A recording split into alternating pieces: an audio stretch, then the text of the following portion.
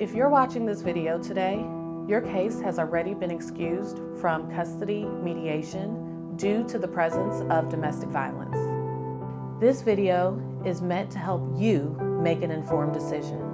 Only you can decide what is right for you. You do have a choice. You can either go to mediation or you can actually come into court and have a judge decide on the custody of your children. The benefit of going to mediation is you are recognized as experts in the lives of your child.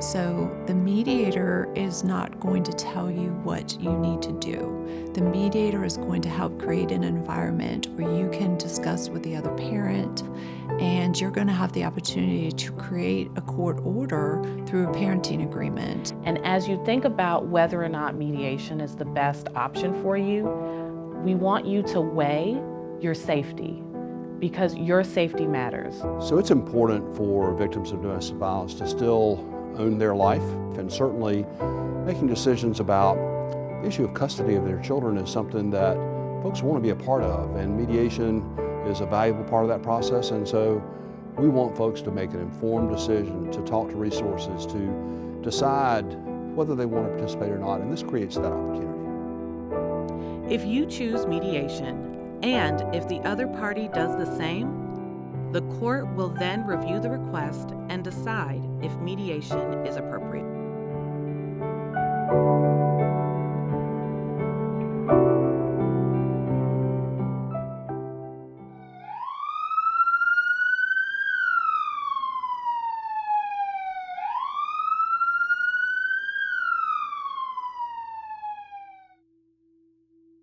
Domestic violence is where one party seeks to exercise power and control over the other party in a relationship.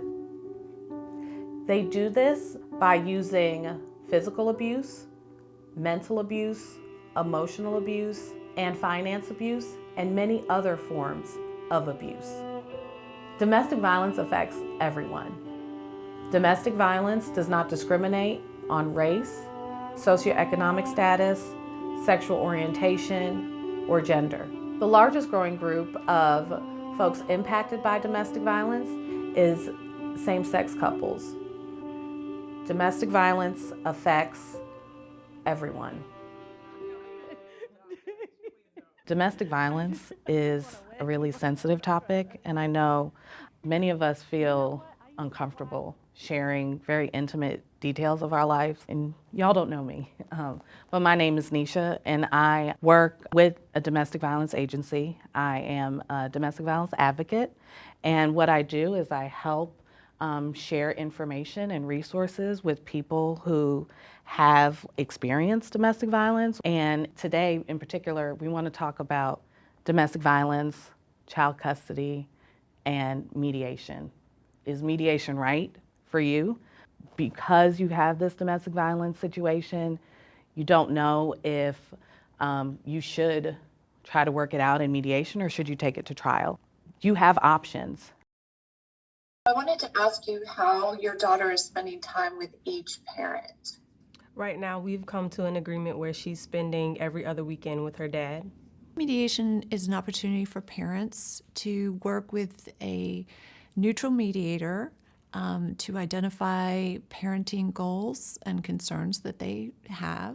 I would like to be able to FaceTime with my daughter. Those can be tough conversations to have outside of mediation, so the presence of a neutral third party can really help parents stay focused on what they think might work. If you choose mediation, it will be held online on separate screens. Mediation is a guided conversation, but you do need to be able to express your concerns and advocate for yourself. So Nisha, I have a question for you. My ex and I did go to court a few months ago and we got a DVPO. And before that time, we were having a really, really awful time co-parenting. We just fought about everything there was to fight about. But the order's really been helping us. And ever since the judge gave us certain times and places for pickup and drop off, I feel like we've done a lot better. I don't know what you think about going to custody mediation, if you think that we might have a chance to be successful, or if you've seen that work out in the past for people. That's a great question, Sherry. And I think that is why mediation is a great space. Mediation is where you can then come and bring those terms of the custody that is working. And then you can also talk about the things that are not working and make suggestions about how you want to change them. Unfortunately, as for me, I have the DVPO in order and it's not working. So therefore, how do I know if mediation is appropriate in my situation where it started off, with verbal abuse and then turned into physical abuse, and now he's threatening like suicide? So how will I know if custody mediation is appropriate in my situation? I don't suggest mediation if there is domestic violence protective order in place and there has been a violation, there are pending violations, or if the party just feels like I cannot talk to this person because it would cause more harm than good. When we think about mediation, oftentimes we think both people are going to come with the same amount of interest and the same ability to compromise. If folks are not cooperative during mediation, you do not have to come to an agreement with them. A common mistake is to rush the decision because understandably, you want this whole court process to be over with. Another common mistake is to think that because you no longer live with that person, that you are completely safe.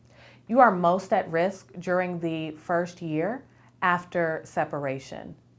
So mediation would not be the right choice for a parent if they feel like they can't come into mediation and negotiate freely. If there's fear of repercussion for bringing up topics or for stating, what it is that they want, if they don't feel like they can freely express that, mediation is definitely not the right place. Are threats, harassment, coercion continuing? Are they increasing? Is your domestic violence protective order being followed? Are there any violations to your domestic violence protective order? Or are things more reliably stable? Are boundaries being honored? Do you have a support system? Your support systems can include your family, your friends, but also we want you to know that we at the domestic violence agencies in your localities are here to support you. And there are resources in all of the communities in North Carolina. Legal aid is in all of the counties, domestic violence advocates, and it's important that you know that you are not alone. We want you to be empowered. And with that empowerment, you can know that you can come to us to help you work through any concerns that you have about your plan. That includes creating a new safety plan. And so we can help walk you through what a safety plan will look like with a mediated order or without one. If you do decide to not do mediation, we can be there with you step by step, safety planning along the route as you wait to navigate family court. There are also parents who come to custody mediation and do not agree, and that's fine. What happens then is the case is closed in mediation and it moves forward for a court hearing. In court, a judge decides what happens based on the law and what is admissible evidence.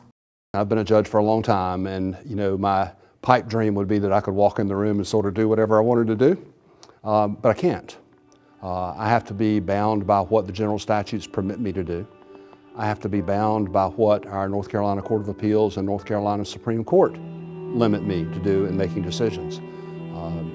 I have rights to protect of both parents, and it just gets incredibly complicated. I'll share that making decisions in custody cases, whether they're in our traditional custody world or in child welfare cases, are the hardest decisions that are made in our court system by judges.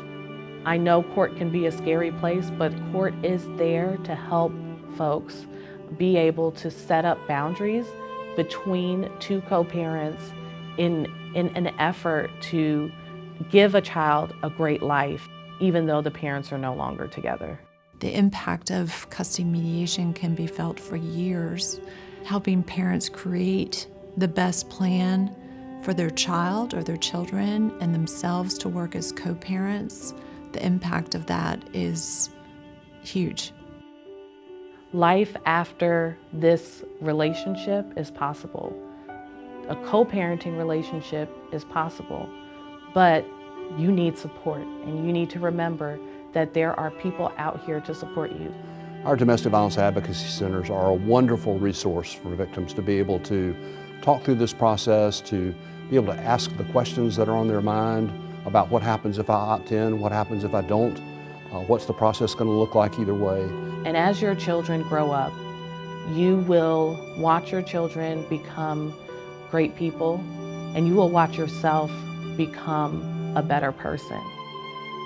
It is the opportunity for someone who has suffered trauma or been the victim of domestic violence to actually step up and say, I'm going to take control of the situation. I'm going to take control of my life, and I'm going to find my voice and speak up for myself, and more importantly, for my child or children. No matter who you are, a domestic violence advocate is here and ready to assist you. Contact your local domestic violence agency to find out what advocates in your area can do to help you.